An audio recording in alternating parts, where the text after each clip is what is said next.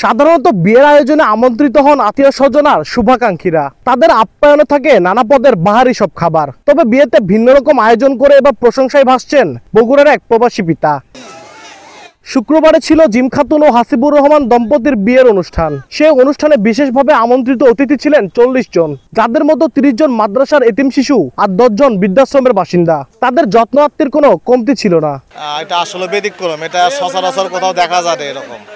আসলে উনি বৃদ্ধদের জন্য, অসহায়দের জন্য একটা ব্যবস্থা রেখেছে যে তারা একটু দুই বেলা ভালো খাবে, একটু আসছে। আর উনি মূলত যেটা বললো যে উনি আসলে দোয়ার দরখাস্তের জন্য আসলে এই আয়োজনটা ওনাদের সবার উদ্দেশ্যে করা। আগামী দিনে এই ধরনের আয়োজন যদি করা হয় তাহলে আমাদের সমাজের অবহেলিত লোকজনের জন্য আসলে ভালো কিছু হবে। বিয়েতে বিশেষ মেহমানদারির আয়োজন করেছেন কোরের বাবা মালয়েশিয়া প্রবাসী ব্যবসায়ী জাহাঙ্গীর আলম।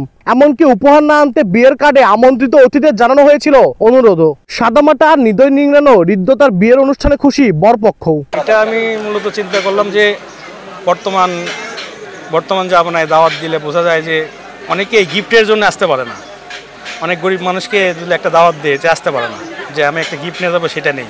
এই ক্ষেত্রে চিন্তা করলাম আমার তো আল্লাহ দিছে, আমার দরকার নেই, আমি এইভাবে খাওয়াবো আর কি, সবাই যাতে আমার অনুষ্ঠানে আসতে পারে। এই যে বিয়ে উপলক্ষে আমার শ্বশুর এই আয়োজনটা করছে, এই যে ইতিম বৃদ্ধাশ্রম বিধবা মহিলাদেরকে, এই জিনিসটা আমার খুব ভালো লাগছে। এরকম উদ্যোগ সবারই নেওয়া উচিত আর কি। আর সবাই আমাদের জন্য দোয়া করবেন। নববিবাহিত কনে জিম খাতুন স্নাতকে অধ্যয়নরত শিক্ষার্থী ও বর হাসিবুর রহমান পেশায় একজন ব্যবসায়ী। আব্দুল আউয়াল, সময় সংবাদ, বগুড়া।